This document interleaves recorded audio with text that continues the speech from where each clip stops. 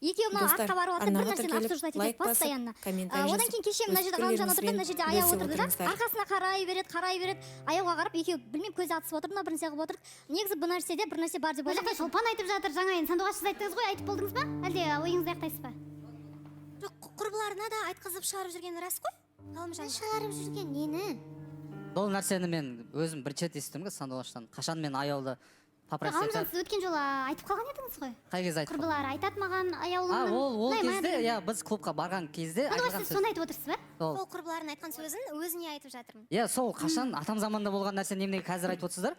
Кім Шолпанда қашан біз сол ситуациядан кейін біз вообще бірге жүріп, бірге қайту, артына қарап отыр дейсің. Мен артына Аяуға емес, артына Тимаға қарап отырамын мен. Тима артымызда отырады. Мен Аяуға мүлдем жақындаған емеспін, бірімізде жақындаған емеспіз, сөйлеспейміз де даже. Бірақ менің түсінгенім бойынша Сандуғаштың айтып отырғаны құрбыларына айтқызып отырғаны Аяулым деп отыр, иә, менің ойымша. Тіптен біз үйге құрбыларымен қайтып бара жатқан кезде сен Ғалымжанның жанында тұрғансың, Ғалымжанға бәрібір болды. Өйткені ол перизат үшін келген адам болған. Бірақ та сен үйге қайтпай Ғалымжанның жанында до конца қалдың ғой. Неге соны айтпай отырсың? Дәл сол перизат үшін келдім деп айтты ғой Ғалымжан. Сен оны өзіңе қабылдап қалған шығарсың. Білеміз ғой сенің қандай қу екеніңді.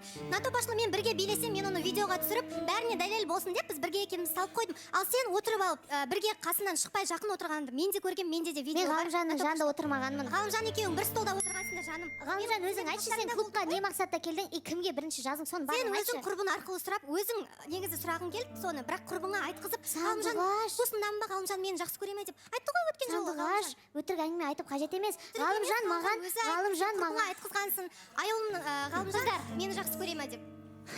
На ситуацияда емес. Құрбыларына айтты ғой деп отырсыз ба? Құрбылары кімге? Ғалымжанға айтқан ғой.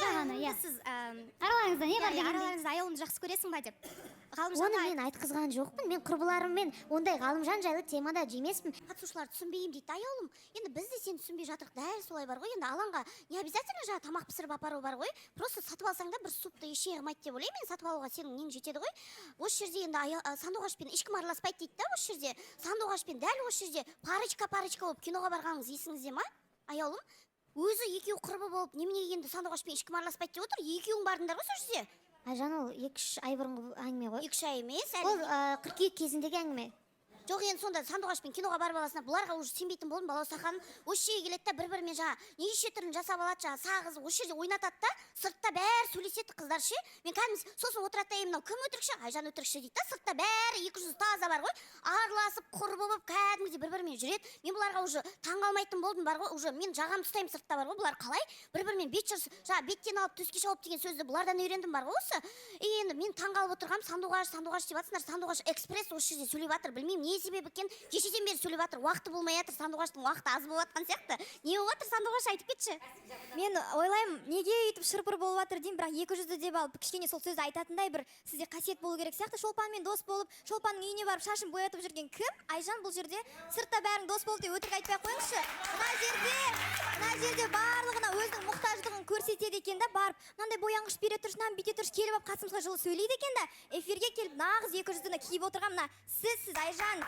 Сондықтан да жасыңызға сай нәрселерді айтыңыз, өйтіп сырттан тон пішудің керегі жоқ бұл жерде. Иә, осы жерде дұрыс айтып отыр, өйткені соңғы кезде Шолпанмен жақсы қарым-қатынас жасап жүрміз.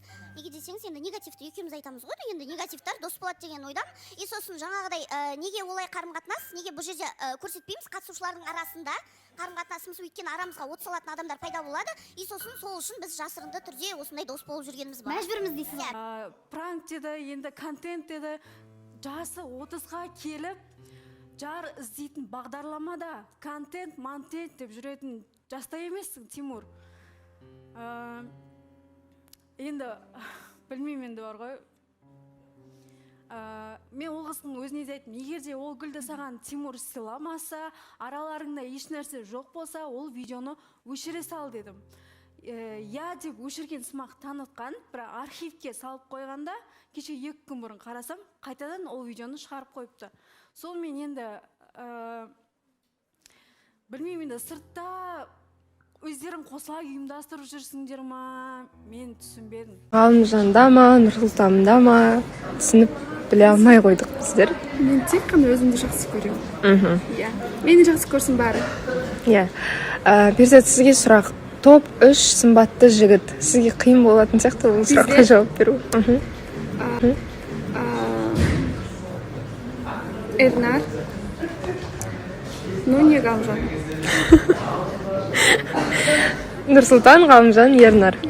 Енді өздеріңіз бір нәрсе дерсіздер, енді құрметті оқырмандар. Қайсы? Жақсы, өздеріңіз қайсыздар? Жақсы. Сіз үшін топ 3 сұлу қыз. Топ 3. Жобадағы. Аделя. Аяулым. Кауқархан.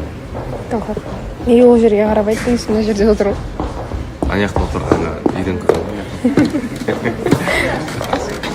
Саида қайсы? Не деген образ мынау? Неге пиджак кидіңіз онда? Саида не? Потому что ұялдым тымаш болып кетті деп. Все-таки ұялдыңыз ба? Ұятымыз бар десе. Саида, сіз үшін топ 3 сымбатты жігіт. Ғалымжан, Шерхан, Нұрсұлтан. Тағы біреуін айтыңыз. Сол үшеуі. Өздеріңіз қалайсыздар? Бүгін менде қызық сұрақ, енді ұлдар қиын болып жатыр жауап беру. Сіздерде енді үйленіп жатсаңыздар, болашақта сіздің анаңызбен Аркен арасында бір келіспеушіліктер болып қалса, қалай шешесіздер? Азыр көрсетіп ойнаватыр. Екеуіңіз сөйлесеңіз, менің анам конфликтке мүлдем келмейді келіндерімен. Ағам да бар, жеңгем де бар, мен бәрі. Ондай ситуация әлі болмаған, ит болмайды деп ойлаймын. Менің анам конфликтке. Негізі бірақ болып қалса сіз араласасыз ба әлде өздері болып қалса деген? міндетті түрде араласуым керек.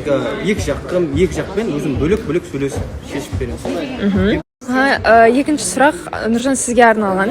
Мысалы көшеде бір жігіт немесе бір қыз келіп, қолында бір дәу букет болады и бір кішкентай букет болады.